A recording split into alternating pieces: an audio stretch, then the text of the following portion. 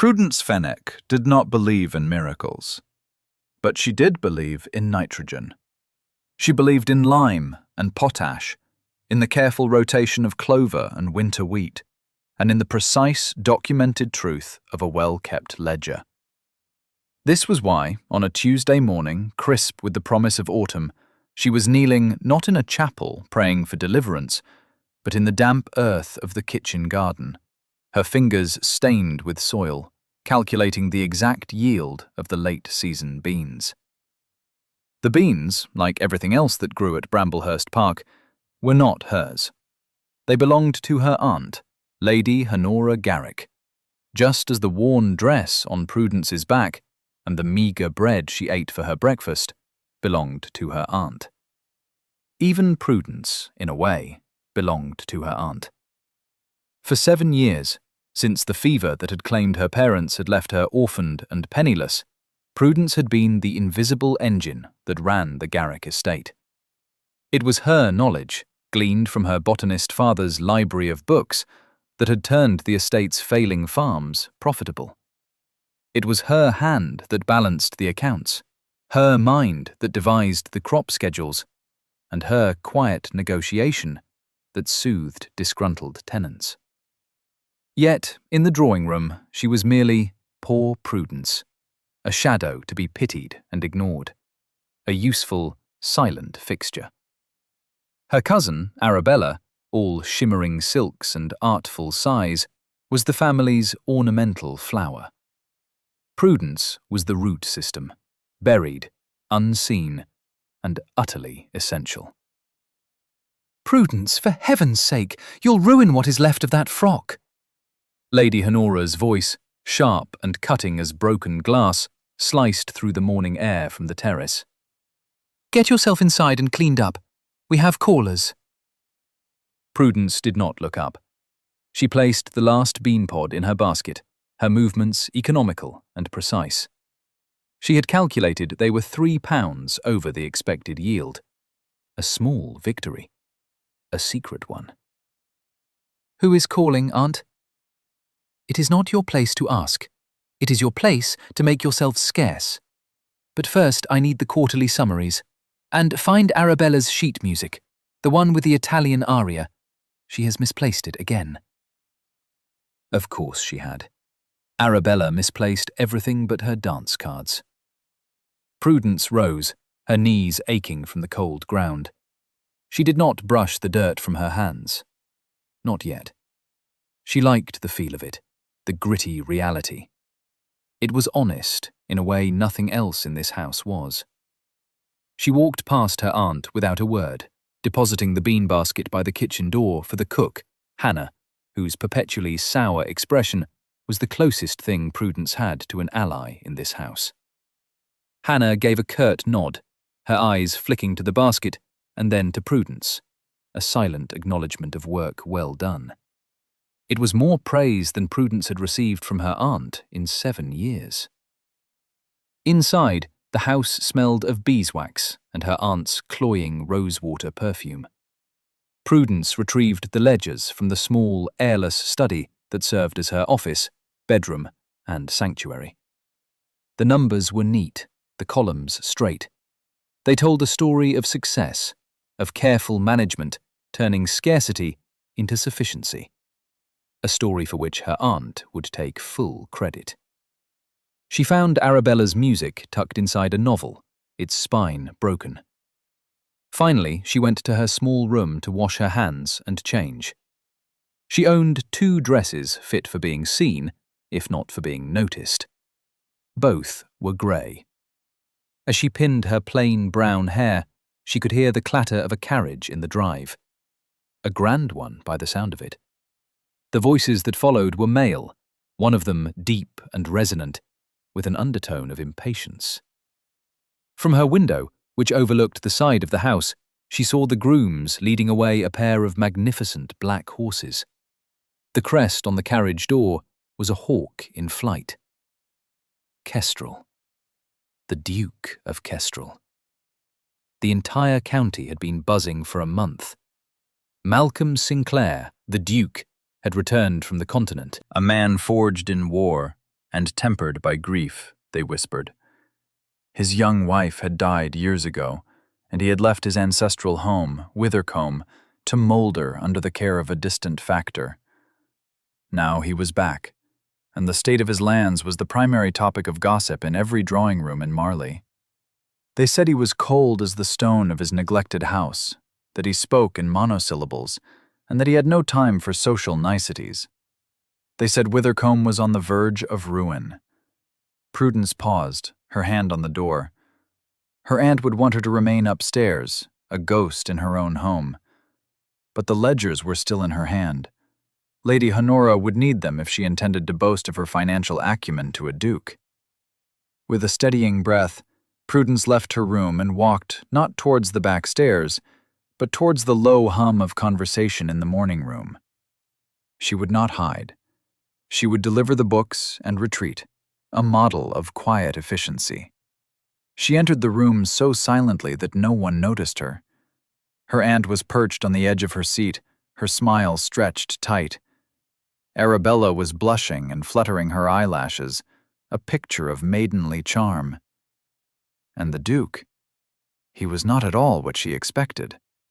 He was younger than the stories suggested, perhaps only 30. There were lines of weariness around his eyes, but they were clear, intelligent, and startlingly direct. He stood by the window, his large frame making the fussy, gilded room seem small and absurd. He held a teacup as if it were a strange and faintly irritating weapon. He was ignoring Arabella's chatter completely, his gaze fixed on the rolling hills of the Garrick estate. "Your lands are well managed, Lady Honora," he said, his voice the same deep rumble she had heard from the drive. It was a simple statement of fact, not a compliment. "One does one's best, Your Grace," her aunt simpered. "It is a constant struggle, of course, but with diligence and foresight." Prudence took a step forward, holding out the ledgers. "Aunt, you asked for the quarterly summaries." 3 heads turned. Lady Honora's face tightened into a mask of fury. Arabella looked merely confused, but the Duke's eyes, a cool, assessing gray like a winter sea, fell on Prudence. They took in the drab dress, the clean but work-roughened hands, and the heavy books she carried. He did not dismiss her. He looked at her. "And who is this?" he asked, his voice devoid of pleasantry. "My niece," Lady Honora said through gritted teeth. "Prudence. She helps me with household matters." The Duke's gaze shifted from Prudence's face to the ledgers in her hands. He saw, she knew, the faint smudge of garden soil she'd missed on the leather binding. He saw the way she held them, not as a prop, but as a tool. His eyes narrowed, just for a second. It was not pity in his expression. It was something harder and more respectful. It was recognition. And in that silent, suffocating room, that single moment of being truly seen felt more dangerous and more hopeful than any miracle. The Duke of Kestrel did not take the ledgers. He gave a curt nod, a gesture of dismissal aimed not at Prudence, but at the entire conversation. "You are fortunate," he said to Lady Honora, his gaze still lingering on Prudence for a fraction of a second too long. "Competence is a rare commodity." He then turned his attention back to the window, his broad shoulders forming a formidable wall. "My own estate is a shambles. The soil is depleted, the tenants are dispirited. My factor was a fool, or a thief. Perhaps both." Lady Honora saw her opening. "Oh, Your Grace, how dreadful for you! To return home to such a state! If there is any advice I can offer—" He cut her off, not rudely, but with an absolute finality. "Your advice would be to sell, I imagine, as everyone else's has been." He gestured vaguely to the east. "They tell me Withercombe is past saving. especially the northern pasture. The sour acre, they call it. Arabella giggled. Oh, everyone knows about the sour acre. Papa used to say you could sooner grow diamonds there than a field of oats. The Duke's jaw tightened. So I have been informed. Repeatedly. My surveyor confirms it. The soil is too acidic, too shallow. Nothing has grown there for a century.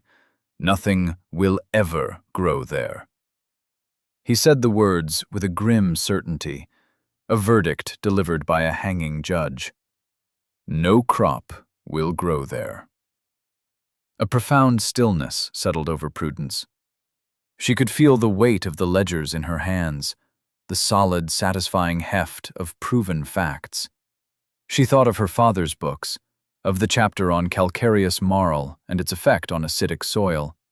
She thought of the old quarry maps she had once studied, showing a limestone seam that ran directly beneath the border of the Withercombe estate. She thought of a hardy, deep-rooted variety of ryegrass from the northern highlands, one that thrived in poor conditions and whose roots could break up compacted earth. The words formed in her mind, unbidden and precise. It is not a matter of what will grow. It is a matter of what you are willing to plant.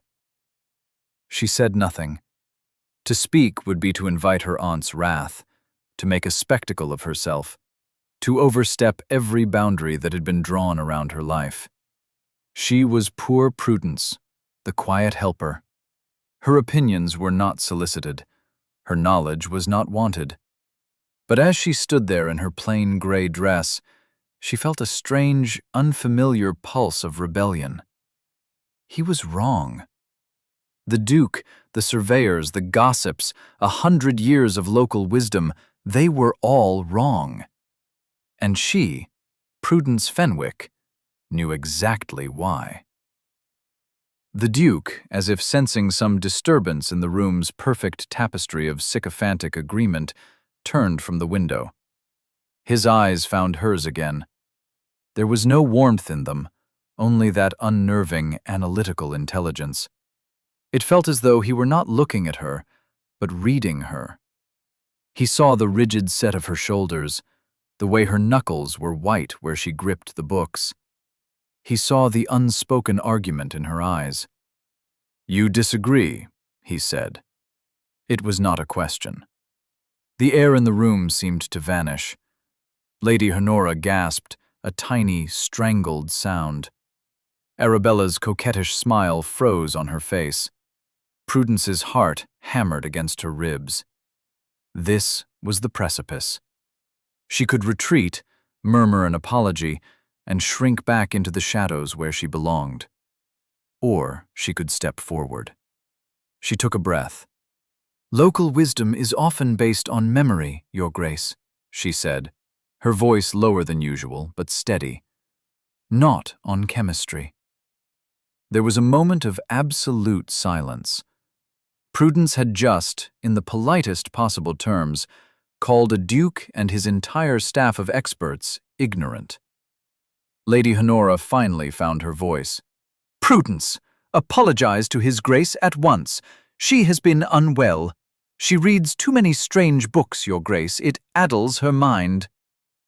The Duke raised a hand, silencing her without even a glance. His eyes had not left Prudence's face. "Explain," he commanded. And so she did. Not all of it, not the detailed plans that were already blooming in her mind, but the principle. "The soil is acidic, yes," she began, her voice gaining strength as she moved from the treacherous ground of social interaction to the solid foundation of her knowledge. "But the Garrick Estate's western quarry shows a seam of limestone marl. Old county maps suggest that seam continues under the ridge and into the northern part of Withercombe. If one were to dig for it, to quarry it and spread it, the marl would neutralize the acidity of the sour acre." She could see him processing the information, his expression unreadable. He was not nodding, not encouraging her, simply listening with a terrifying intensity. That would only be the first step, she continued, forgetting her aunt, forgetting Arabella, forgetting everything but the problem and its elegant solution. The soil lacks structure. It would need to be broken up. A deep-rooted cover crop. Highland rye, perhaps. Or a specific variety of vetch. Something to add nitrogen back into the soil for a season or two. Only then could you consider a cash crop. And even then, it should not be wheat. It should be something hardier. Barley, or perhaps flax. The yields would be low at first, but with careful management, within 5 years. She trailed off, suddenly aware of how she must sound, how she must look. A plain, penniless spinster, lecturing a duke on agriculture in her aunt's drawing room. A flush crept up her neck. She lowered her eyes, bracing for dismissal, for laughter, for the explosion of her aunt's temper. Instead, there was only the thoughtful, resonant voice of the duke. "Where did you learn this?" "My father," she said quietly. "He was a botanist." "And these books?" he asked, gesturing to the ledgers she still held. "Are they yours?" "They are the estate accounts," she said. "I keep them for my aunt." The duke looked from the ledgers to Lady Honora, whose face was a study in panicked denial. He looked at Arabella, who was examining her fingernails with intense interest. And then he looked back at Prudence, a long, considering look. He seemed to see everything in that moment: the shabby dress, the unpaid labor, the brilliant mind trapped in a cage of genteel poverty. He gave a final, formal nod. "Lady Honora, Miss Garrick, thank you for the tea." He strode towards the door, his presence sucking all the air out of the room with him. At the threshold, he paused and looked over his shoulder, his gaze locking directly with Prudence's. "Miss Fenwick," he said, the name sounding strange and formal in the suddenly quiet room. "Walk with me to my carriage." It was not a request. It was a command, delivered with the quiet authority of a man accustomed to being obeyed. Prudence's heart leaped into her throat. She placed the ledgers on a nearby table, her hands trembling slightly, and followed him out of the room, leaving her aunt and cousin frozen in a tableau of disbelief and fury. The cool air of the hall felt like a plunge into a cold, clear lake. She did not know if she was walking toward her own ruin or her own salvation, but for the first time in 7 years, she was walking away from her aunt's control and toward something unknown. She had taken a step off the precipice, and she had not yet begun to fall. The walk to the carriage was only 100 feet, but it felt like a mile. The Duke did not speak, and Prudence did not dare to. The gravel crunched under their feet, a loud, rhythmic sound in the silence. A groom held the carriage door open, the hawk crest gleaming in the morning sun. The Duke stopped beside it, but made no move to enter. He turned to face her. "Your aunt exploits you," he stated. It was a fact, laid bare and unadorned. Prudence was taken aback by the bluntness. "I have a home, Your Grace." "You have a prison," he countered, his voice low and sharp. "You run her estate, you manage her accounts, and in return, she dresses you in rags and hides you in the attic. Do not insult my intelligence by pretending otherwise." Prudence flinched, but held her ground. She would not cry. She had learned long ago that tears changed nothing. "What is it you want of me, Your Grace?" she asked, her voice steady. "I want your opinion on the Sour Acre," he said. "Was what you said in there the truth, or were you merely trying to embarrass your aunt?" "I would never speak of agriculture merely to cause embarrassment," she replied, with a flicker of her father's dry wit. "It is too important a subject." A ghost of a smile touched his lips, then vanished. "So you believe it can be done?" I believe the principles are sound. The execution would require significant labor, capital, and at least 3 years of patience before any return could be expected. I have the capital, he said. My tenants can provide the labor. Patience. He paused, his gaze turning inward. Patience is a skill I am currently attempting to acquire. He looked at her again, his eyes holding hers. I do not have a manager for Withercombe. I do not trust any of the men who have offered their services. They are either fools or flatterers. He was not going to offer her a job. That would be impossible, a scandal. A duke could not hire a spinster to run his estate. The unsuitability of it hung in the air between them. Prudence's brief, impossible hope began to wither. She was to be a source of free advice, then sent back to her cage. I am proposing a different arrangement, the Duke said, as if reading her thoughts. My situation is untenable. I am the last of my line. The estate is failing. I require a duchess. Not for social graces, for which I have no use, but for stability. Prudence stared at him, uncomprehending. A duchess? The county expects me to marry, to produce an heir, to host tedious dinner parties. It is a role I have no desire to fill, and for which I have no suitable candidate. He looked her up and down, not with desire, but with the same dispassionate assessment he had given her aunt's lands. You are a gentlewoman by birth. You are unmarried. You are available. The cold, brutal calculation of it was like a slap. He was not proposing marriage. He was proposing a business transaction.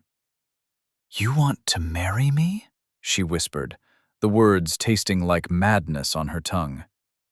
I want to hire your mind, he corrected her, his voice precise. The only socially acceptable way for me to do that is to give you my name. It would be a contract, a partnership. You would have the title of Duchess of Kestrel. In return, you would have complete authority over the restoration of Withercombe, the house, the farms, the tenants, and the Sour Acre. It would all be your domain. Prudence's mind reeled. It was an insane, impossible proposition. To go from a penniless relation to a duchess in the space of a morning. It was a fairy tale, but a grim, pragmatic one. What would you get in return? She asked, her practical nature asserting itself through the shock. Besides a farm manager? An end to the endless parade of hopeful mothers and their simpering daughters, he said, a flash of bitterness in his tone. A shield, a partner who understands that a ledger is more important than a guest list. You would manage the estate. I would manage the political and legal obligations that come with the title. We would be a company, Sinclair and Fenwick. And other duties? She asked, her voice barely a whisper, the blush returning to her cheeks. The matter of an heir? For the first time, a flicker of some other emotion crossed his face. Pain or memory. My first wife. The doctors have made it clear that another such loss is unlikely. The line will end with me. There will be no heir. Our marriage would be in name and in business only. You would have your own rooms, your own life, your own work, and my complete and total non-interference, so long as you produce results. He named a settlement figure, a sum so vast it made her dizzy, to be placed in her name upon the signing of the marriage contract. A sum that would grant her absolute independence for the rest of her life, should their arrangement ever come to an end. It was freedom, quantified and offered on a silver platter.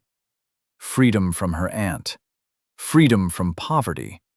Freedom to do the work she was born to do. But at what cost?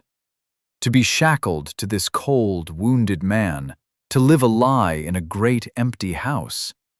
It was one prison for another. But this new prison had a library, and fields, and a budget. "I will give you 3 days to consider," he said, finally moving to step into his carriage. "Send a message to Withercombe. Yes or no?" He looked at her one last time. "Your aunt will not be pleased." "No," Prudence agreed, a wild, terrifying thrill running through her. "She will not." He nodded, as if she had passed some final test. Then he was gone, the carriage rattling down the drive, leaving Prudence standing alone in the gravel, the world tilted on its axis. She had been offered a crown, a contract, and a challenge. She looked back at the house, at the window where she knew her aunt was watching, and for the first time she did not feel fear. She felt the exhilarating, terrifying certainty of a choice. The 3 days that followed were a form of exquisite torture. Lady Honora was incandescent with rage, a rage made all the more potent by her complete ignorance of the Duke's proposal. Her fury was focused entirely on Prudence's impertinence in the drawing room. Prudence was confined to her room, her meals a piece of dry bread and a glass of water left outside her door, as if she were a rabid animal. The punishment, meant to break her, instead gave her precisely what she needed: solitude. She did not pace. She sat in the single, straight-backed chair, her hands clasped in her lap, and she thought.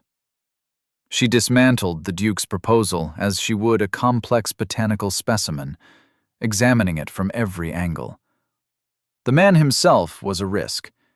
He was cold, blunt, and emotionally sealed.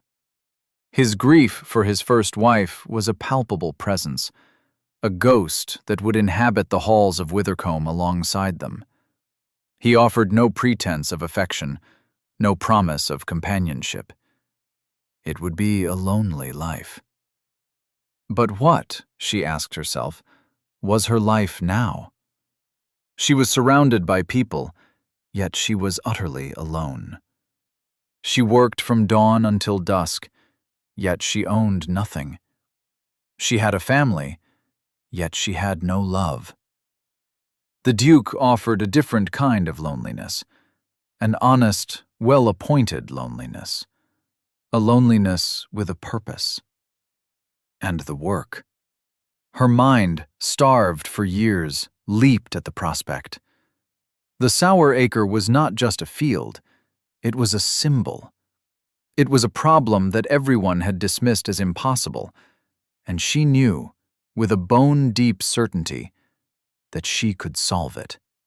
To turn that barren ground into a productive field, it would be a kind of creation. It would be hers. On the morning of the 3rd day, she made her decision. She used a page torn from the back of one of her father's old textbooks and a nub of charcoal she kept for sketching plant diagrams. The note was brief. "Your Grace, the answer is yes. Send the contracts. P. Fenwick." Getting the note out of the house was the next challenge. She could not trust any of the household staff, who were all loyal to Lady Honora out of fear. Except, perhaps, for one. She waited until midday, when she knew Hannah, the cook, would be in the kitchen garden gathering herbs. She tied the folded note to a small stone and, from her window, tossed it so it landed in the middle of the rosemary bush. An hour later, a bowl of thin gruel appeared outside her door. Beneath the bowl was a single, fresh rosemary sprig. It was a signal.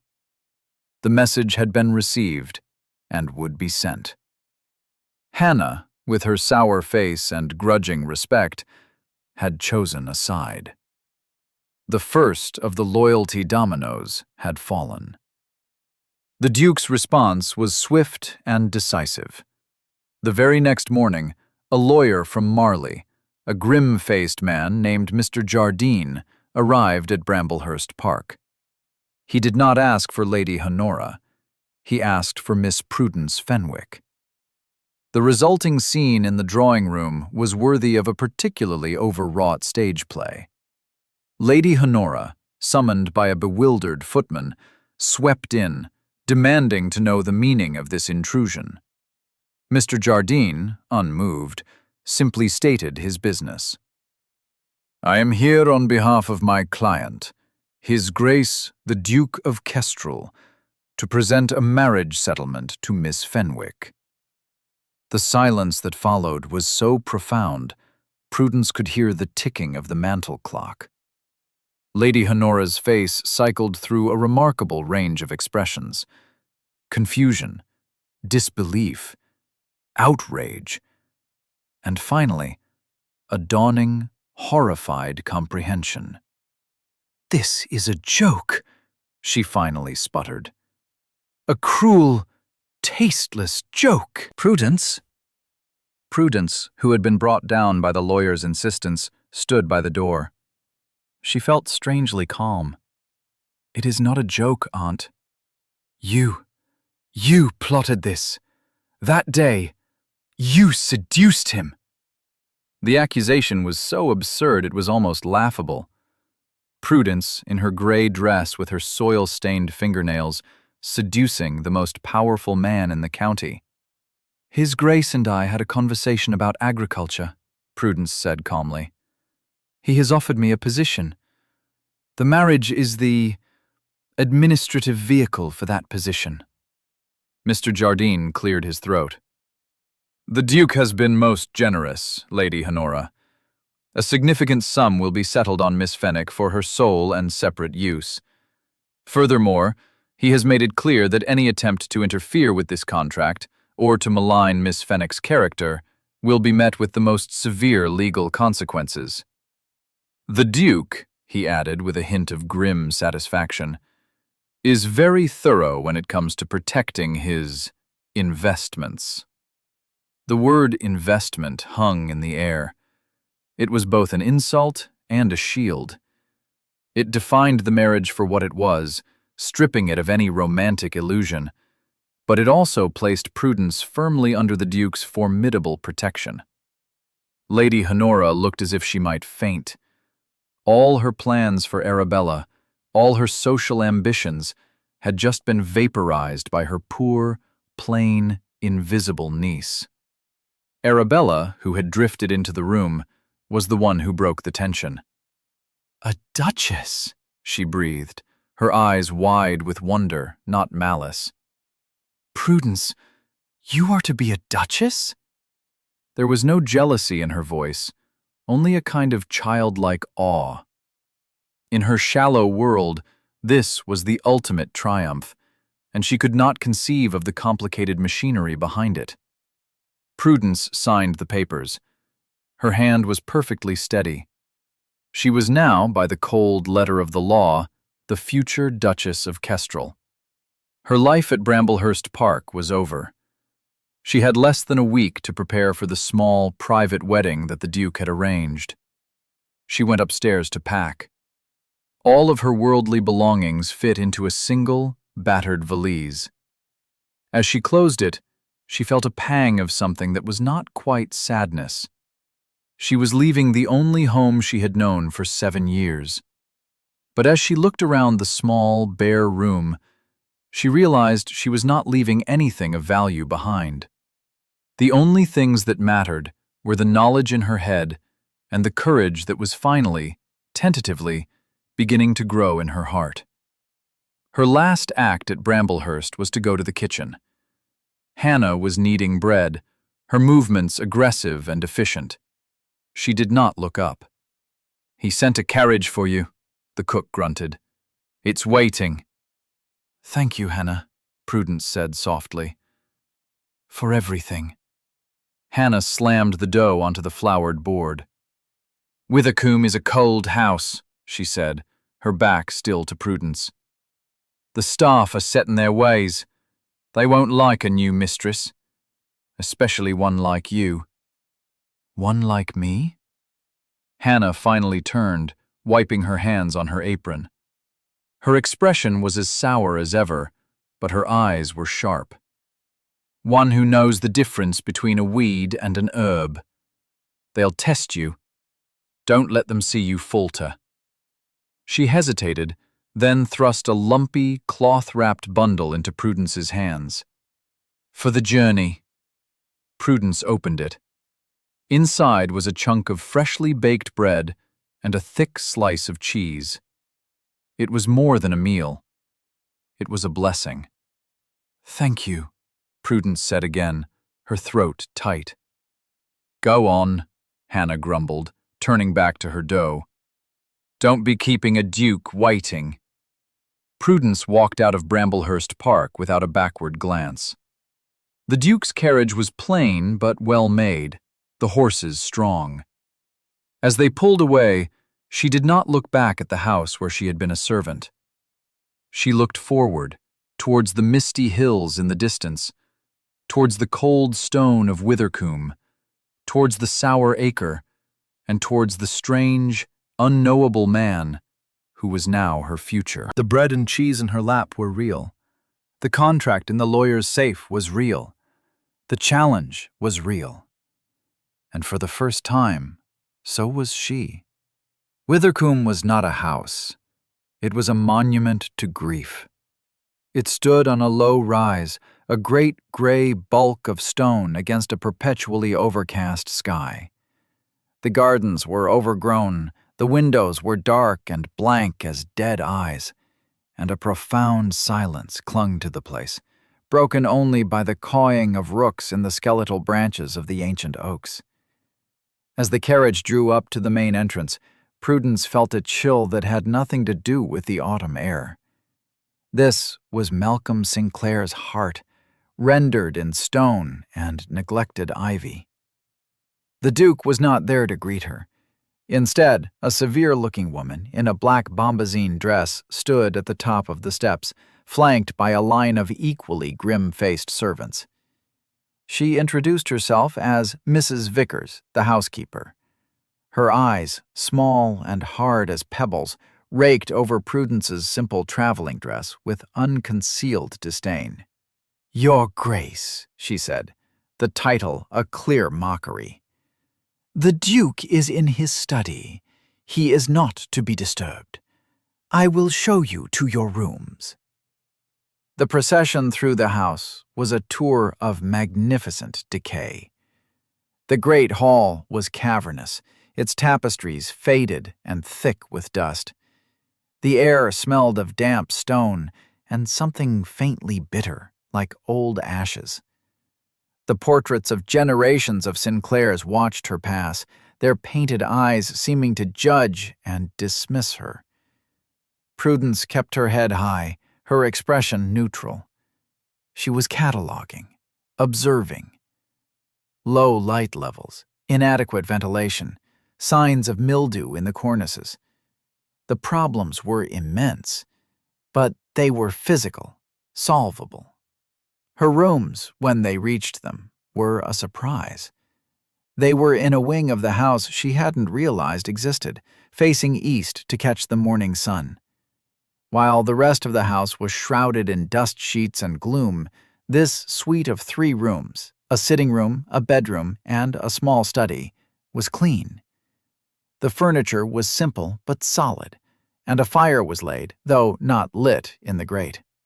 "His Grace had these prepared for you," Mrs. Vickers said, her tone suggesting this was a great and baffling inconvenience. "Your things will be brought up." She made the word "things" sound like an infestation. "Thank you, Mrs. Vickers," Prudence said, her voice calm and even. "Please inform the staff that I will wish to meet with the heads of department tomorrow morning at 9 o'clock in the main dining room." The housekeeper's eyebrows shot up. "The dining room has not been used in 5 years, Your Grace." "Then it will be a good opportunity to begin airing it out," Prudence replied smoothly. 9 o'clock.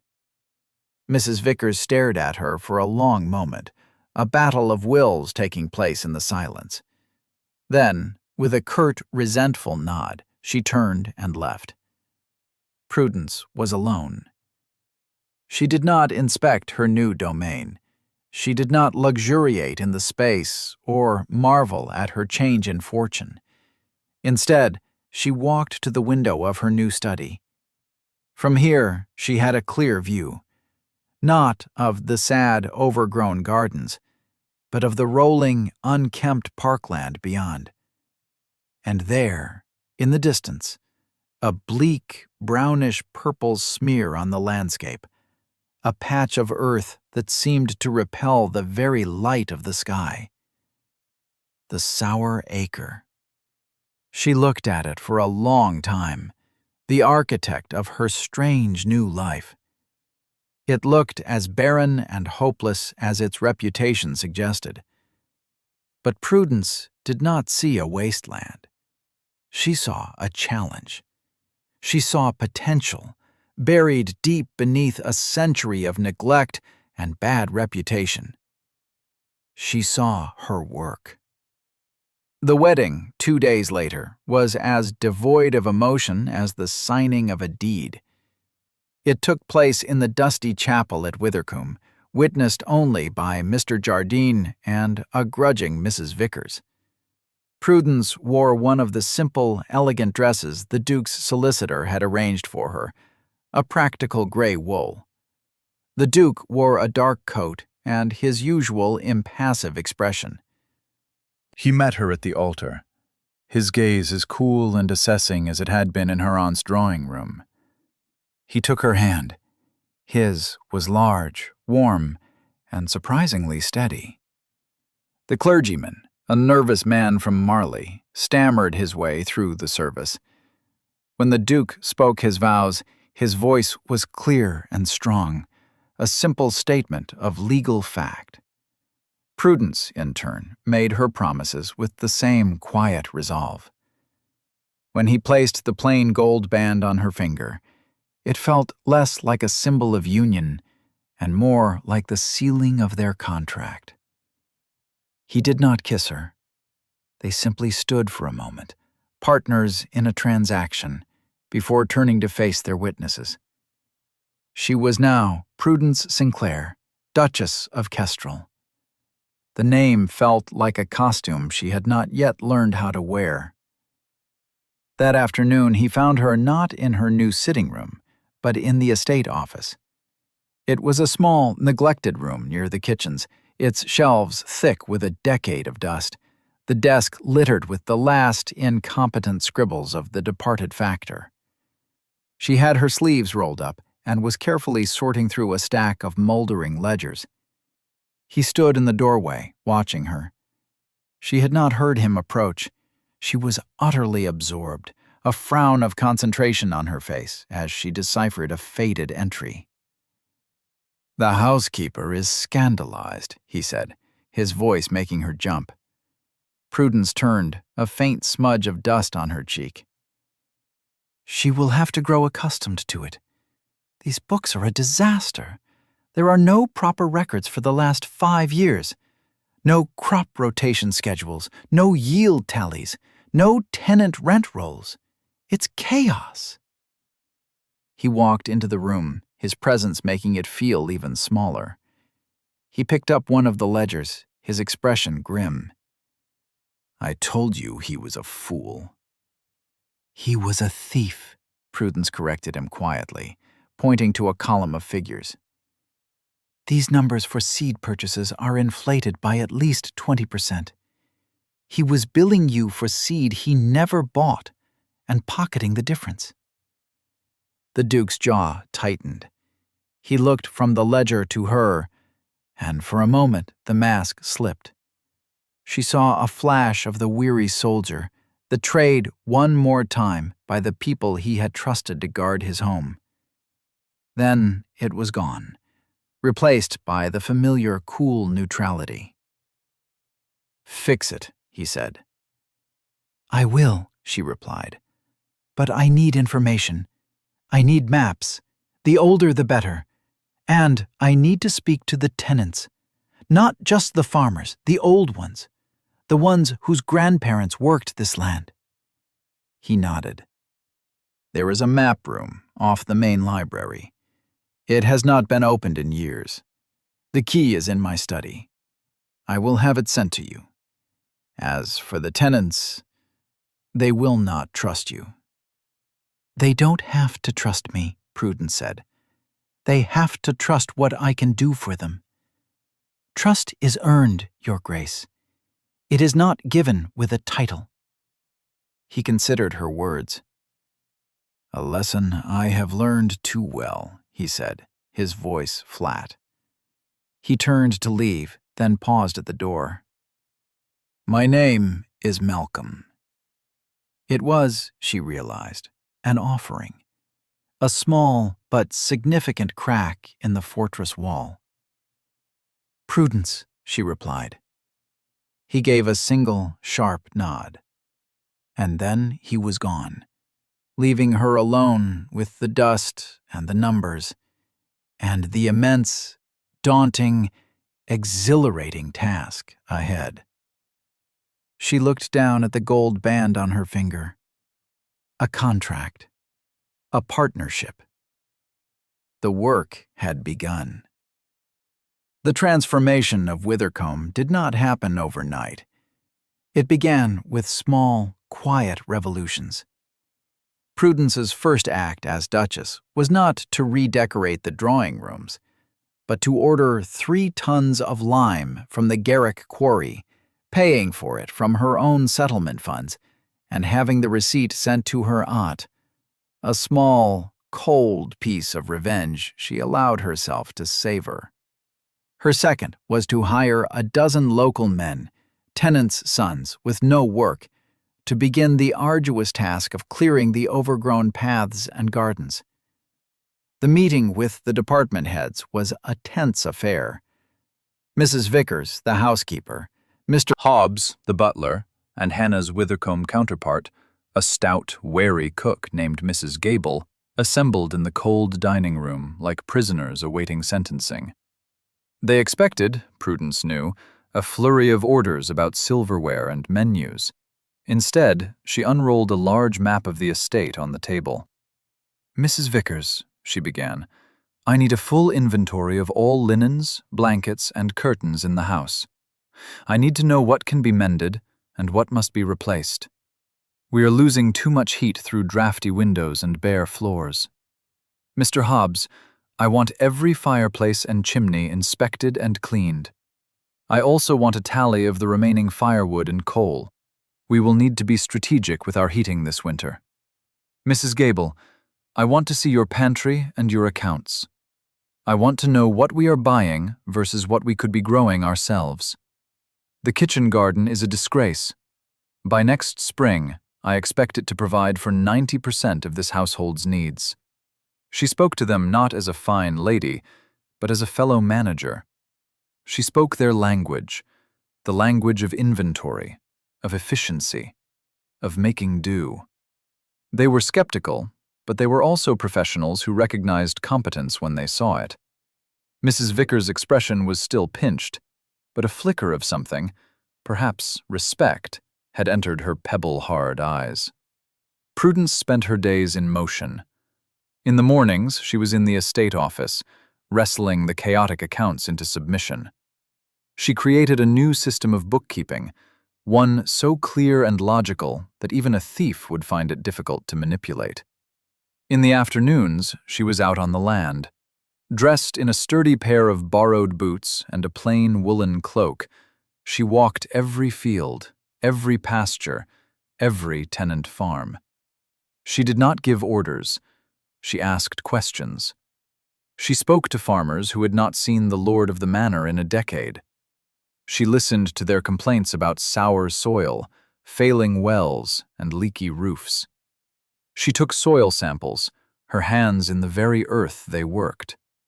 She spoke to the old women about the herbs their mothers had used, to the old men about the boundaries of fields long since swallowed by gorse and bramble. The tenants were wary at first. They saw a slight, serious woman in a plain dress and called her Your Grace, with a hint of irony. But they also saw her kneel in the mud to examine a blighted potato plant.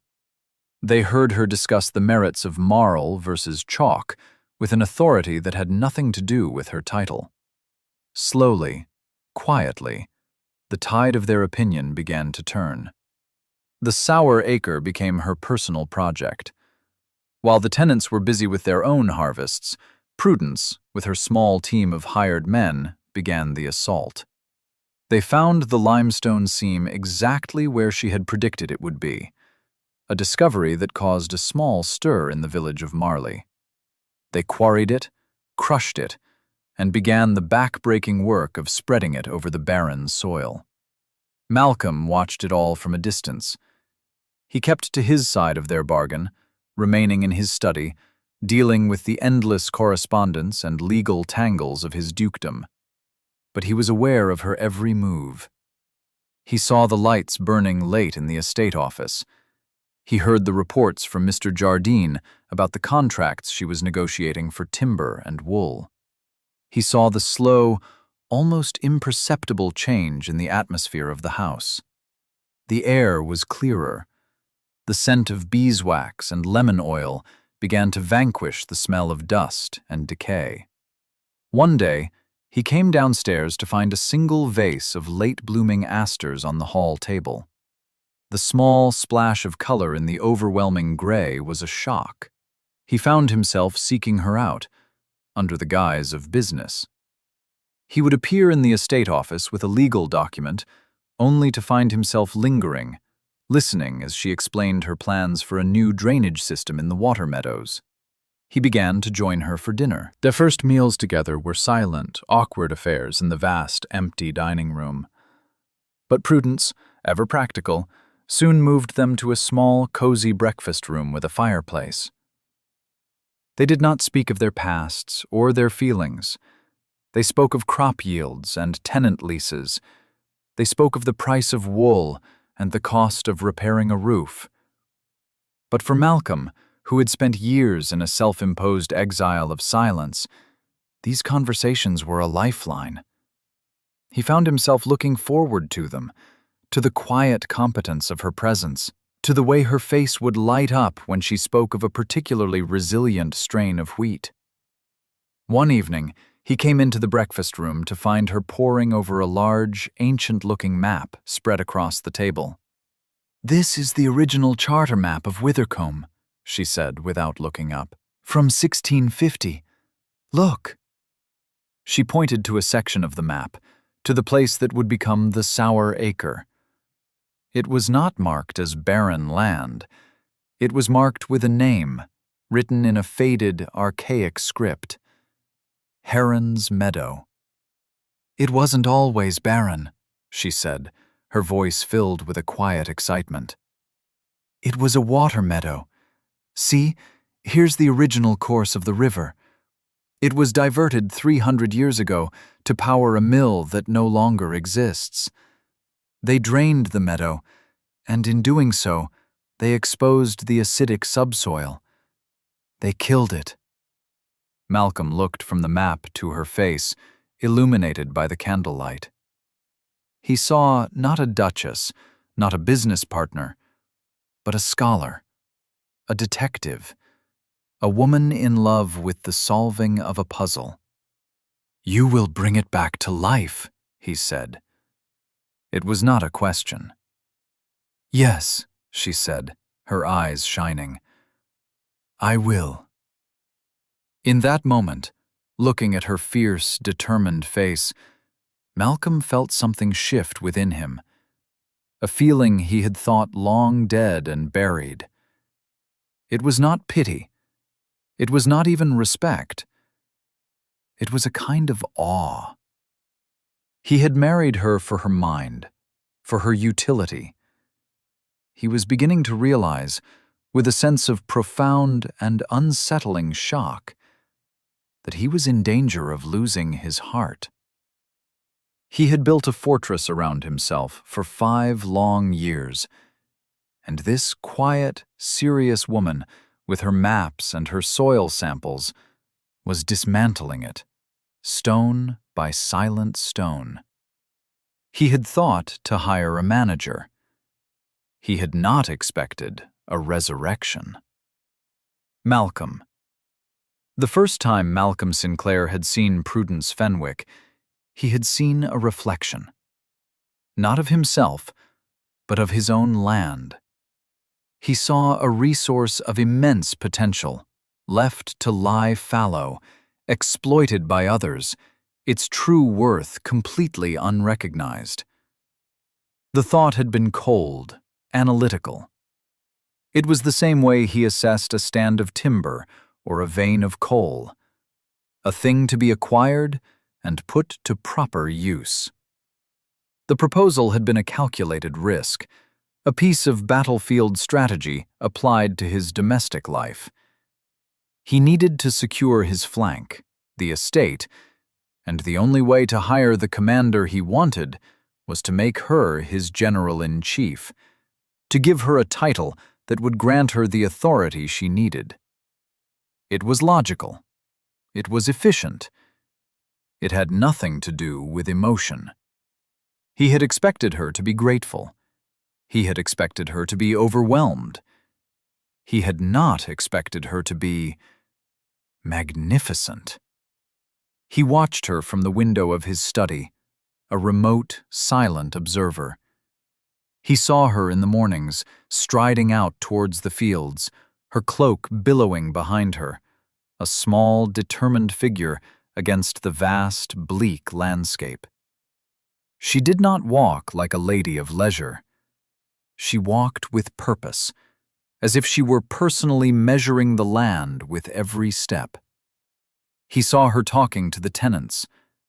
He had always found these interactions excruciating. The forced pleasantries, the litany of complaints, the subtle and not so subtle pleas for charity. He dealt with them through his factor, through letters, through distance. Prudence waded into the thick of it. She stood in muddy farmyards and listened, truly listened, her head cocked to one side, her gaze focused and intense. She did not make promises she couldn't keep. Instead, she offered plans. She offered logic. She offered partnership. One afternoon, he had been riding the boundaries of the estate, a habit he had reacquired since his return. He came over a ridge and saw a small group of people in the middle of the sour acre. He dismounted, tying his horse to a skeletal thorn tree, and approached on foot. It was Prudence and the men she had hired. They were not digging. They were standing around a pit they had excavated, and Prudence was holding something in her hand. It was a piece of old, dark, crumbling pipe, a drainage tile. "And you see here," she was saying, her voice clear and carrying on the wind, "this is terracotta. It's shattered. The whole system is clogged. That's why the water just sits on the surface in the winter. We don't just need to lime the soil. We need to replace the entire drainage network. 150 years of neglect to undo."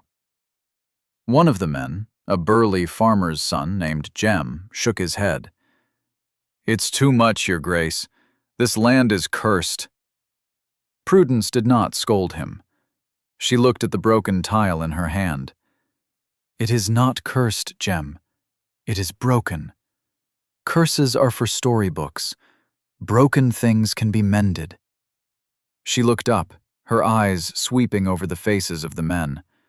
They were tired, splattered with mud, and skeptical. "It is hard work. I know that. But every tile we lay is a promise that this land will be good again, a promise that your work will mean something. I am not asking you to believe in a miracle. I am asking you to believe in drainage pipes and hard work, and I will pay you for every hour of it." She then knelt, heedless of the mud on her dress, and began to measure the depth of the trench herself, calling out numbers for one of the men to write down. Malcolm retreated before they could see him, a strange, unfamiliar tightness in his chest. He had offered her a contract, a title, a budget. He had thought that was what she wanted. But watching her now, he understood. She was not working for the money. She was not working for the title. She was working for the work itself, for the simple, profound satisfaction of mending what was broken. He had thought her a reflection of his land. He was wrong. She was the cure. The rumors began as a faint whisper, carried on the wind from Marley. At first, they were just foolish gossip, that the new Duchess was eccentric, that she preferred the company of farmers to that of gentlefolk. Prudence ignored them, and Malcolm saw no reason to intervene. The truth of her work would speak for itself.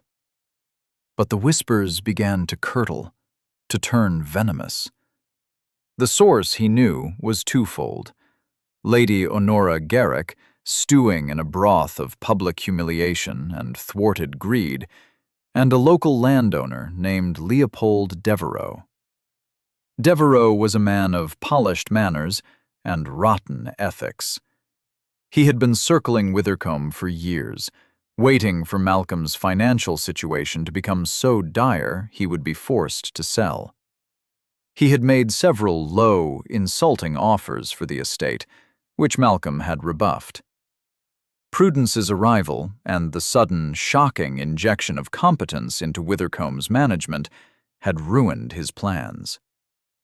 The new rumors were more specific, more dangerous. They said Prudence was using her settlement money, the Duke's money, to fund a folly, pouring good coin into bad soil. They said she was driving the tenants too hard, promising them miracles she couldn't deliver. Devereux, in the Marley market, was heard to say it was a pity the new Duchess was a fanatic. Lady Honora, at a tea party, sighed and said her poor, dear niece had always had an overactive imagination, quite unsuited to the practicalities of managing a great estate. Prudence, when she heard the rumors, merely compressed her lips. "Talk is cheap," she said to Malcolm one evening. "Results are what matter. The first crop of winter rye on the Sour Acre will answer them." And for a time, it seemed it would. The transformation of the Sour Acre, now unofficially redubbed the Duchess's Folly by the wags in town, was astonishing. By late winter, the endless work of liming, draining, and ploughing was done. The hardy Highland rye was sown, and against all odds, it sprouted. A faint green fuzz appeared on the brown wasteland, which slowly thickened into a carpet of vibrant, healthy green. The tenants watched, their skepticism turning to wonder, then to a fierce proprietary pride. It was their sons who had laid the pipes, their horses that had drawn the ploughs. The Duchess had been the mind, but they had been the muscle. The success of the Sour Acre was becoming their success. The opposition, seeing the evidence of their eyes could not refute, shifted tactics. The whispers now hinted at something darker, not folly, but fraud. Or worse. At a county assembly, Malcolm overheard Devereux talking to a group of landowners, his voice smooth and concerned. "One has to wonder where Miss Fenwick, I beg her pardon, the Duchess, acquired such unusual knowledge," Devereux said. "To make barren land sprout as if by magic. It's almost unnatural." The implication was clear. A foul, medieval poison injected into the polite conversation. Witchcraft. It was ludicrous, of course, but in the quiet, superstitious corners of the countryside, such accusations could still find purchase. Malcolm, who had been about to turn away in disgust, instead walked directly into the group. He was a good head taller than Devereux, and the years in the army had given him a stillness that was far more intimidating than any overt threat. "Devereux," he said, his voice quiet, almost conversational. The group fell silent. "My wife's knowledge comes from books, a concept with which you may be unfamiliar. It is the study of soil chemistry, a science." Devereux gave a brittle smile. "Of course, Your Grace. No offense intended. One is simply amazed at the results." "I am not amazed," Malcolm said, his grey eyes as cold as river stones. "I am impressed. There is a difference. Amazement is for children and fools. Impressment is the recognition of skill and hard work." He let his gaze drift over the other men. "If any of you have a problem with my wife's methods, or my wife's success, you may bring your complaints to me. Directly." He did not raise his voice. He did not need to. The message was delivered. Devereux's face paled, and he mumbled an apology before melting back into the crowd. When Malcolm returned home that night, he found Prudence in the library, a stack of books beside her, her brow furrowed in concentration. He told her what had happened. She looked up, her expression unreadable in the lamplight. "You defended me." "I defended my investment," he said, the old, cold words coming to his lips out of habit. She did not flinch. She simply held his gaze. Was that all it was? The question hung in the air between them. He thought of her in the muddy field, talking about mending what was broken. He thought of the asters in the hall, a tiny spark of life in the gloom. He thought of the way his house, his life, was slowly, painstakingly being brought back from the dead.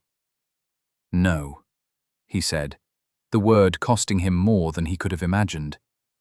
"No, it was not." A small, tremulous smile touched her lips. It was the first time he had seen her truly smile, and it was like the sun breaking through the clouds over Withycombe. He had a sudden, irrational urge to cross the room, to take her hand, he did not know what. The unfamiliarity of the impulse was terrifying.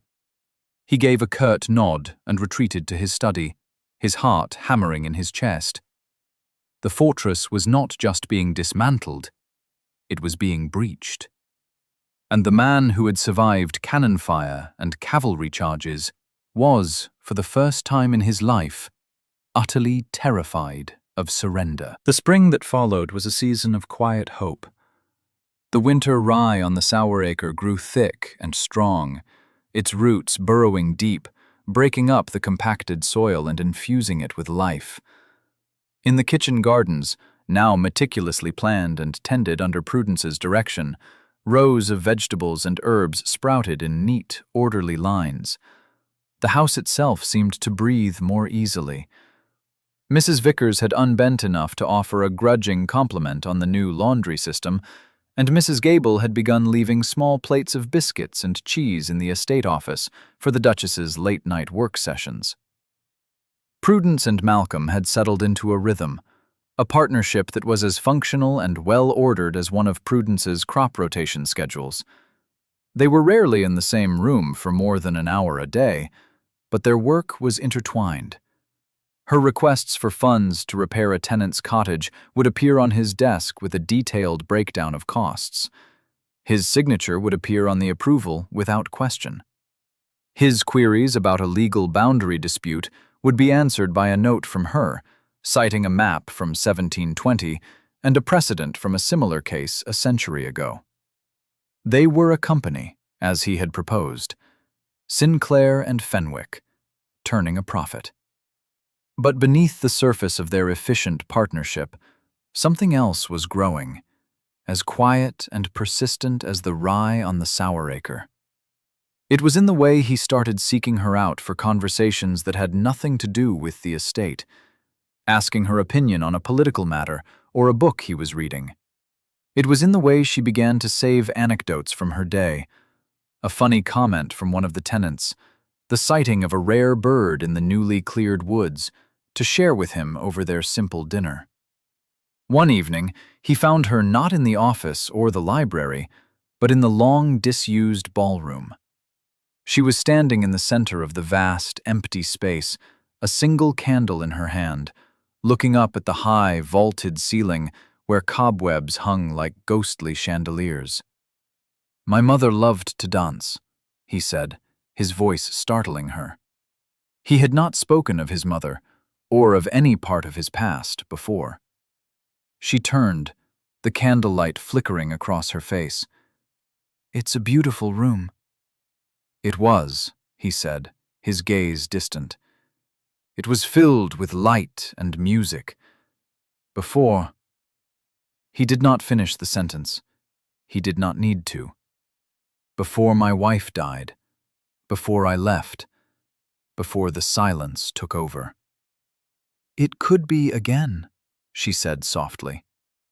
He looked at her, at this serious, practical woman who spoke of hope as if it were just another crop to be planted and nurtured. "I don't know how to do that anymore," he confessed, the admission costing him dearly. "I don't know how to live in this house." "You don't have to," she said, her voice gentle but firm. "You just have to let the house live around you. A house is not just stone and wood, Malcolm. It's the people in it. It's the work that gets done. It's the bread baking in the oven." She took a step towards him. "Let me help you." He had an absurd vision of the two of them, alone in the cavernous ballroom, attempting a clumsy waltz. The idea was so foreign, so far beyond the boundaries of their contract, that it made his head spin. He had married her to manage his estate, and here she was, offering to manage his life. The moment was broken by the arrival of Mr. Hobbs, the butler, his face pale with alarm.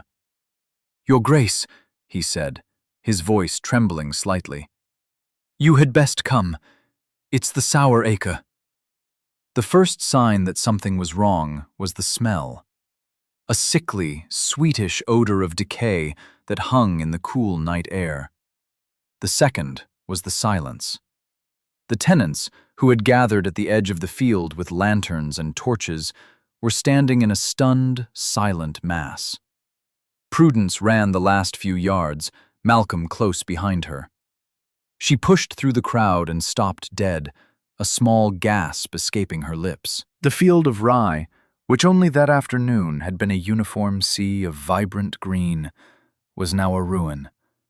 Great, ugly patches of the crop had turned a slimy, yellowish black. The stalks, which had stood straight and proud, were collapsing in on themselves, rotting from the ground up. It was not a natural blight. It was too fast, too aggressive, too complete. It looked as if someone had poured poison onto the land. "What is it?" Malcolm asked, his voice tight with a terrible, cold anger. Prudence knelt, ignoring the foul-smelling slime that soaked into the hem of her dress. She pulled up a handful of the diseased stalks. She examined the roots, the leaves, the telltale black spots. Her mind, quick and analytical even in the face of disaster, raced through the pages of her father's books. "It's a fusarium blight," she said, her voice grim. "A particularly virulent strain. It's a fungus. It attacks the roots and starves the plant." She looked up at him, her face pale and stark in the torchlight. "And it's not native to this part of the country. It would have to have been introduced. Deliberately." Sabotage. The word hung in the air, unspoken but absolute. This was not a natural disaster. This was an attack. A low murmur went through the crowd of tenants. Fear, disappointment, and the old, deep-rooted suspicion were returning. "We told you," one man muttered from the back. "The land is cursed." Jem, The young farmer who had helped lay the drainage pipes stepped forward. "The Duchess didn't do this," he said, his voice shaking with anger. "This was done to her, to us." But the seeds of doubt had been sown. The months of hard work, the hope, the pride, it was all rotting away in front of their eyes. Malcolm looked at the devastation, at the despair on the faces of his tenants, at the ruin of their first shared project. The cold, familiar numbness threatened to reclaim him. All his life, everything he had tried to build or protect had ended in ruin. His marriage, his military career, his family home, and now this. He had allowed himself a flicker of hope, and this was the result. He looked at Prudence. She was still kneeling in the mud, staring at the blighted rye in her hand. He expected to see tears, despair, defeat. But her expression was one of furious, icy concentration. She was not mourning. She was calculating. She stood up, her back straight, her shoulders squared. "It's not a total loss," she said, her voice cutting through the murmurs of the crowd. "The fungus spreads through the soil, but it's slower in the areas where the lime concentration is highest. The northern edge of the field might be salvageable." She turned to Malcolm, her eyes burning with a cold fire he had never seen before. "This was an act of war, Malcolm. Not against me, against Withercombe, against your people." She was right. This was not about a failed crop. It was a direct challenge to his authority, to his ability to protect what was his. It was Devereaux. It had to be. But proving it would be another matter entirely. "I was told this would fail," he said, the words coming out harsher than he intended, echoing his own first cynical pronouncement. He was not accusing her. He was accusing himself, the world, the cruel fate that seemed to follow him. He was testing her, testing them. He wanted her to rage, to cry, to do anything but stand there with that terrifying, unnatural composure. The crowd fell silent, sensing the shift between the Duke and Duchess. This was the moment of crisis, the fracture point. Prudence did not rise to the bait. She did not defend herself. She simply met his gaze, her own unwavering. "You were misinformed then, and you are misinformed now," she said, her voice low and steady, for his ears only. This was not a failure of agriculture. This was a success so profound that our enemies were forced to resort to poison to destroy it. The question is not whether the land is cursed.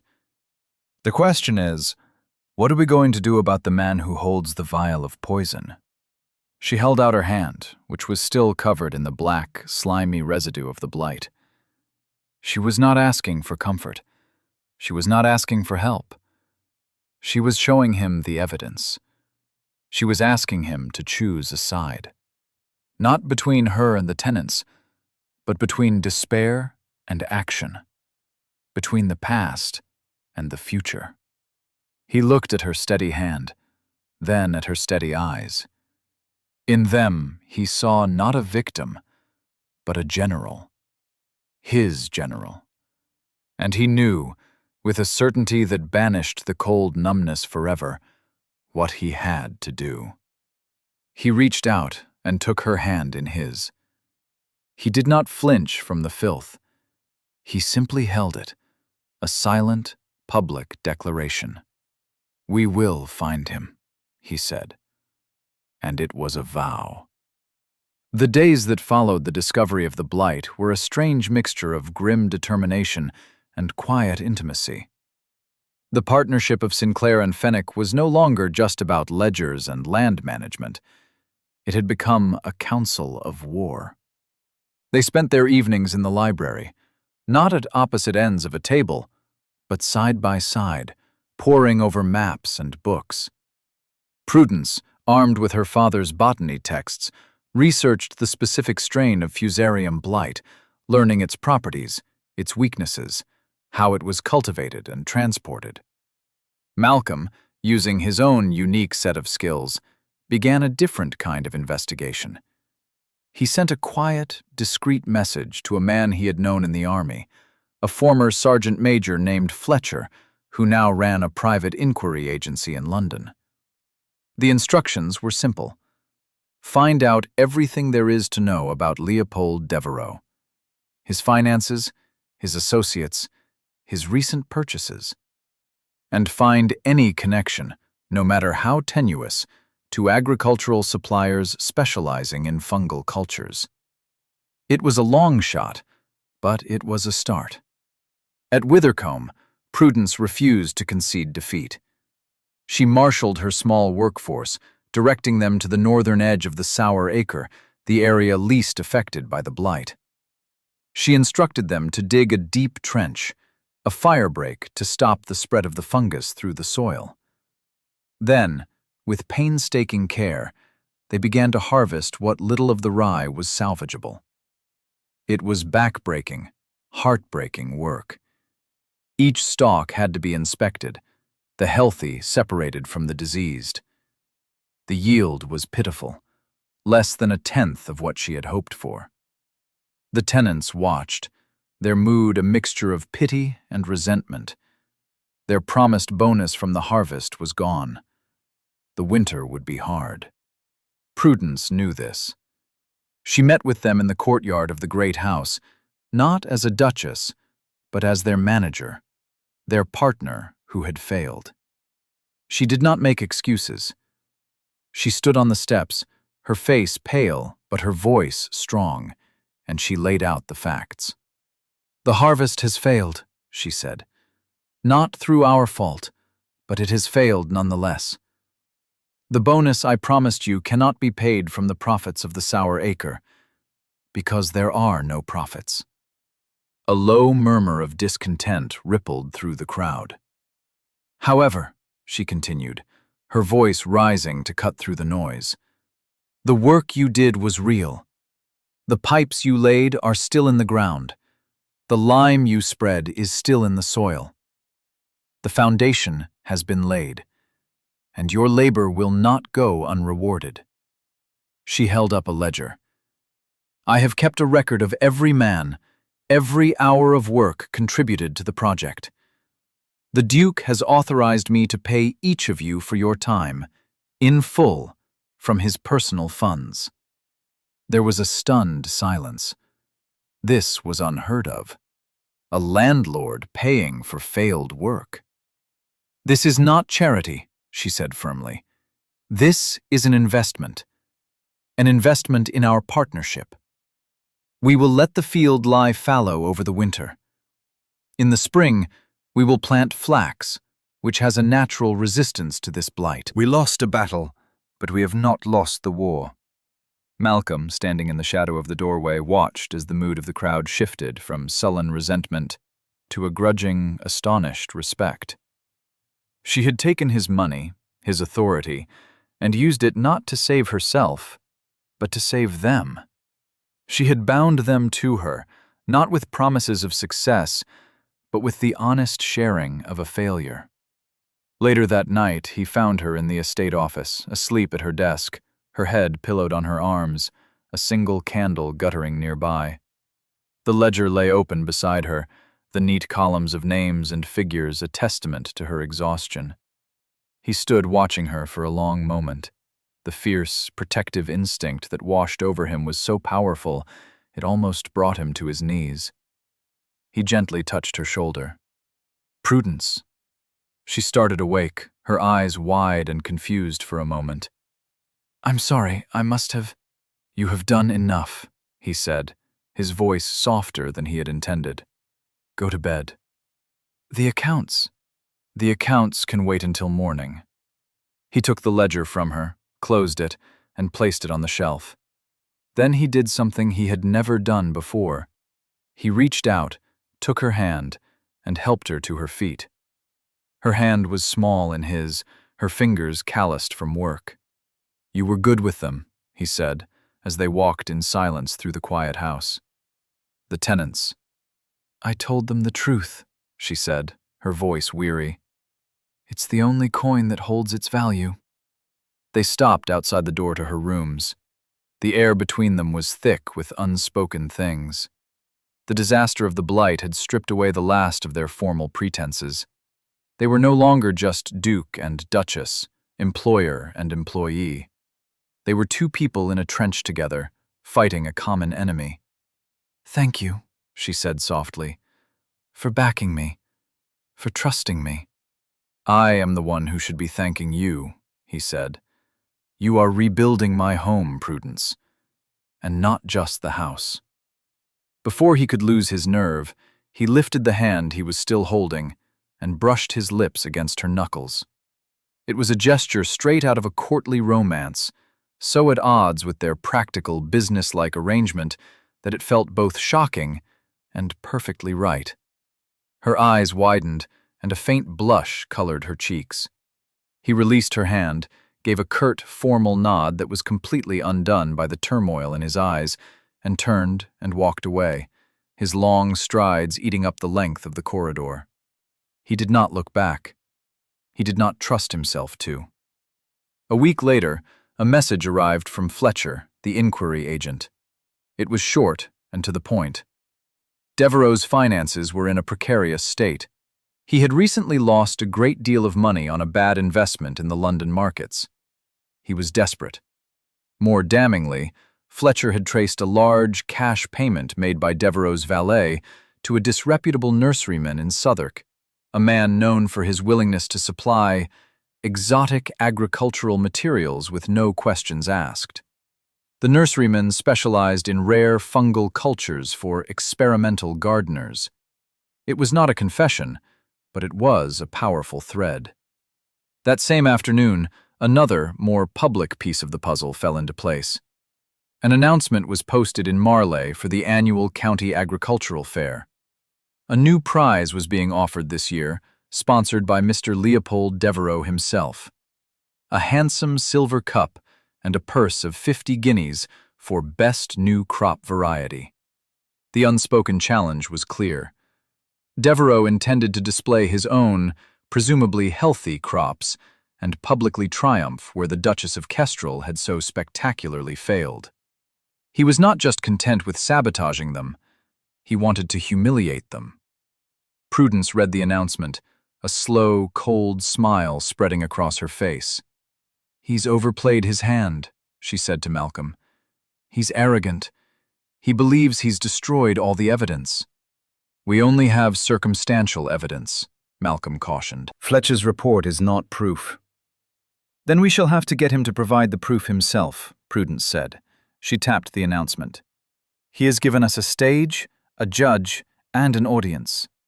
We should not waste such a generous invitation." She began to formulate a plan, her mind working with its customary speed and precision. It was audacious, risky, and depended entirely on the predictable arrogance of their enemy. She explained it to Malcolm, her eyes bright with the thrill of the intellectual chase.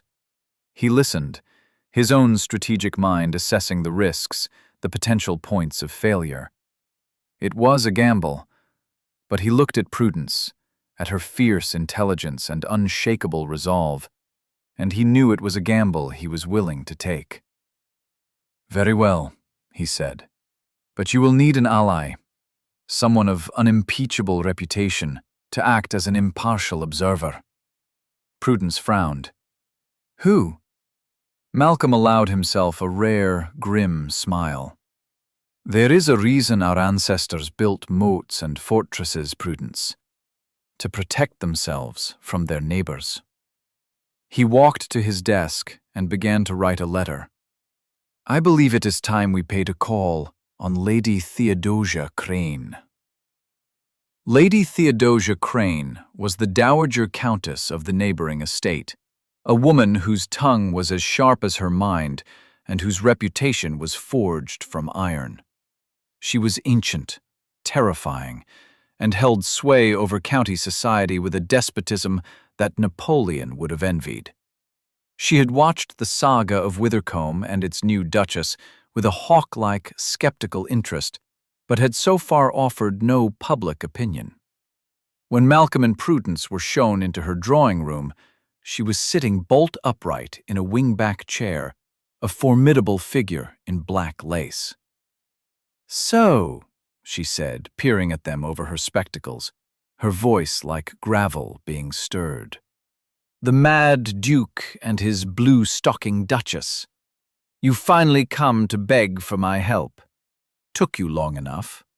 State your case, and don't waste my time with pleasantries." And so, Prudence, with Malcolm's quiet interjections, laid out the entire story. The contract, the sour acre, the sabotage, Devereux's likely culpability, and their audacious plan for the agricultural fair.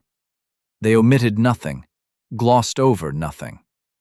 Lady Theodosia listened without interruption, her sharp eyes never leaving Prudence's face. When they had finished, she was silent for a long moment. "It's a fool's plan," she said finally. "It could blow up in your faces and make you the laughing-stock of the county." She paused, a slow, reptilian smile spreading across her wrinkled face. "That's why I like it. Devereux is a pompous, greedy little man who married a cousin of mine and made her miserable. I've been waiting for an excuse to ruin him for 20 years. She leaned forward, her eyes gleaming. "Tell me, child," she said to Prudence. "This blight. You have a sample of it, I trust?" "Yes," Prudence said, surprised. "I have it preserved in oil in the laboratory." "Good," Lady Theodosia grunted. "And your father's books. Does he have a drawing of it? A good, clear, scientific drawing?" "Yes, an excellent one." "Excellent," the old woman cackled. "Arrogance, my dear Duchess, is a fatal flaw. And we are about to prove it. Now, listen carefully. This is how we are going to do it." The day of the Marley Agricultural Fair was bright and clear, a perfect autumn day. The town common was a sea of tents, livestock pens, and people. The atmosphere was festive, but for Prudence and Malcolm, the air was electric with tension. Everything depended on the next few hours. They had set up a small, modest display. No prize-winning pumpkins or giant marrows, just a table with a few sheaves of the salvaged rye, a bag of the processed grain, and several large, carefully drawn diagrams of soil strata and drainage systems. It looked more like a scientific lecture than a farmer's stall. Prudence stood beside it, calm and composed in a simple dark blue dress. Malcolm stood slightly behind her, a silent, imposing guardian. Leopold Devereux's display was directly opposite theirs, and it was a masterpiece of boastful prosperity. He had mountains of perfect-looking wheat, sheaves of golden barley, and a collection of vegetables that were almost unnaturally large and uniform. In the center of it all, on a velvet cushion, sat the gleaming silver cup he had sponsored. He was holding court, accepting the congratulations of his friends, his face flushed with triumph. He occasionally shot a pitying, condescending glance across the way to Prudence's meager stool. The final piece of their plan arrived precisely at noon. Lady Theodosia Crane made her grand entrance, parting the crowds like the Red Sea. She was accompanied by two other county grandees, Sir Jasper Irving and Lord Ogilvy, the official judges of the fair, whom she had apparently commandeered for her own purposes. "Well, well," she boomed, her voice carrying across the common. "Let's see what all the fuss is about. Devereux, I hear you've worked a miracle." Devereux hurried over, bowing low. "Lady Theodosia, an honor." Not a miracle, merely good husbandry. Husbandry, eh? She said, peering at his prize-winning wheat. Looks impressive. Almost too impressive. She then turned, her gaze sweeping over Prudence's stall. And the Duchess of Kestrel. I hear you've had some troubles with your new crop. We had a setback, Lady Theodosia, Prudence said, her voice clear and even. A fusarium blight. Devereux smirked. A great pity. But the soil at Withycombe has always been poor. Some things can't be fixed. Indeed, Lady Theodosia said, her eyes glinting. Some things are fundamentally rotten. She turned to the two nervous judges. Sir Jasper, Lord Ogilvy, we are here to judge the best new crop variety, are we not? Originality and innovation are key, I believe. She pointed a bony finger at Devereux's wheat. This is a standard strain of Kentish Red. Nothing new about it. The Duchess, however, was attempting to cultivate a Highland Rye, a variety completely new to this county. Devereux's smirk faltered. But it failed. The prize is for the best crop, not the best failure. Ah, but why did it fail? Lady Theodosia mused, her voice dangerously pleasant. The Duchess claims it was a specific, non-native blight. A fascinating agricultural mystery. As judges, it is our duty to investigate. She turned to Prudence. Your Grace, you said you had a sample? This was the moment. Prudence produced a small, sealed glass jar containing a few of the blackened, slimy stalks. This is the blight, my lady. Lady Theodosia took the jar, holding it up to the light. Ugly-looking stuff. And you say it's not from around here? That is correct, Prudence said. It is a specific cultivar, Fusarium separi, most commonly found in the marshlands of southern Europe. It requires very specific conditions to cultivate. Devereux had gone pale. This is absurd. What does this have to do with anything? Patience, Leopold, Lady Theodosia said sweetly. She then produced a folded piece of paper from her reticule. It was a large, beautifully rendered botanical drawing. I happened to be consulting an old herbal in my library this morning, and I came across this. A drawing of this very blight. Remarkable coincidence, isn't it? It was, of course, a perfect copy of the drawing from Prudence's father's book, which Lady Theodosia's own, surprisingly skilled hand had rendered that very week. She held the drawing next to the jar. The resemblance is uncanny. The little black spots, the way the stalk decays. It's a perfect match. She then turned her sharp gaze on Devereux. Tell me, Leopold, you fancy yourself a gentleman farmer, an innovator. Have you ever seen a blight like this before? It was the trap. A simple question, but Devereux, caught between his desire to look knowledgeable and his need to feign ignorance, hesitated for a fraction of a second too long. No, of course not, he stammered. I've never seen anything like it. Are you sure? Lady Theodosia pressed, her voice like silk. Because it is my understanding that to cultivate such a blight, one would need a detailed knowledge of its life cycle. One would need to know, for instance, that it is best transported not as live spores, but as infected soil, and that it is most effective when introduced directly at the root level, in a slurry of water and nutrients. A great deal of very specific, expert knowledge. A gasp went through the crowd as the implication sank in. Lady Theodosia was not just describing the blight. She was describing the method of its delivery. "This is an outrage," Devereaux blustered, his face now slick with sweat. "You are accusing me." "I am accusing you of nothing," Lady Theodosia said calmly. "I am merely admiring your expertise. Unless, are you saying that you know nothing about this blight?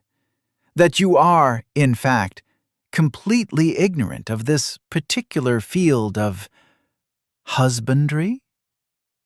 He was caught. To admit knowledge would be to incriminate himself. To deny it would be to admit he was not the expert he claimed to be, to lose face in front of the entire county. His arrogance was his undoing. "Of course I know what it is," he snapped, his composure finally breaking. "Any real farmer would. It's a simple fusarium strain. You can buy it from any decent nurseryman if you know who to ask." He realized his mistake the moment the words left his mouth. The crowd fell into a shocked, absolute silence. He had just admitted, in front of 3 of the county's most powerful figures and 100 witnesses, that he knew exactly what the rare foreign blight was and that he knew how to procure it. Lady Theodosia let the silence stretch, twisting the knife. Then she turned to Sir Jasper. "Well, there you have it," she said brightly. "Mr. Devereaux has just confessed to being an expert in the cultivation of agricultural pests. A new crop variety indeed, though perhaps not one we wish to encourage." She turned back to Devereaux, her face now a mask of cold fury. "You, sir, are a disgrace to your name and to this county. You attempted to ruin a man and his wife through poison and slander. You will be fortunate if the Duke does not call you out and put a bullet through your black heart. Now get your shoddy goods and your ill-gotten cup out of my sight." Devereaux stood frozen for a moment, his face a mask of horror and disbelief. Then, under the weight of 100 accusing stares, he crumbled. He turned and fled, pushing his way through the crowd, his public and total humiliation complete. In the stunned silence that followed, Lady Theodosia picked up the silver cup from Devereaux's abandoned stall. She walked over to Prudence's table and placed it firmly beside the meager sheaf of salvaged rye. "The prize is for innovation, courage, and a contribution to the county's prosperity," she announced, her voice ringing with authority. "The Duchess of Kestrel has shown us all what is possible with intelligence, hard work, and grit. She turned the most useless piece of land in the county into a promise. And that, ladies and gentlemen, is a harvest worth celebrating." A hesitant applause started, then swelled into a roar. The tenants from Withercombe who were in the crowd cheered the loudest, their faces alight with fierce protective pride. This was their Duchess, their victory. Prudence stood stunned, the sound of the applause washing over her. She looked at the silver cup, at her diagrams, at the faces in the crowd. She had been vindicated, publicly, completely. She turned to look for Malcolm. He was standing right where he had been all along, his arms crossed, his expression unreadable. But his eyes, when they met hers, were blazing. He stepped forward, into the small circle of calm that surrounded her. The crowd, sensing a private moment, quieted and drew back slightly. He did not say anything. He simply reached out, his hand gentle, and brushed a stray piece of straw from her hair. Then, in front of the entire county, the cold, silent Duke of Kestrel bent his head and kissed his wife. It was not a chaste, formal kiss. It was a kiss of fire and relief, of pride and possession, of a partnership forged in adversity and sealed in triumph. It was a kiss that spoke of silent conversations in dusty libraries, of shared meals in a cold house, of a hand held in the dark. When he finally drew back, he rested his forehead against hers.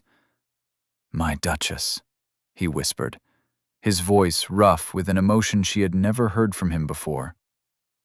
"Malcolm," she whispered back. In that moment, surrounded by the wreckage of their enemy's ambition and the proof of their own hard work, they were no longer Sinclair and Fenwick, a company. They were a man and a woman who had found in each other not just a partner, but a home. The sour acre had yielded a harvest after all. It was not rye, it was love. The journey back to Withercombe was made in a triumphant, exhausted silence. The silver cup sat on the seat opposite them, gleaming in the fading light. The battle was won, the enemy vanquished, but the declaration that mattered most had not yet been made. When they arrived, the entire staff was gathered in the great hall, their faces beaming. Mrs. Vickers, her expression for once entirely free of vinegar, stepped forward. "Welcome home, Your Grace. Both of you," she said, a new warmth in her voice.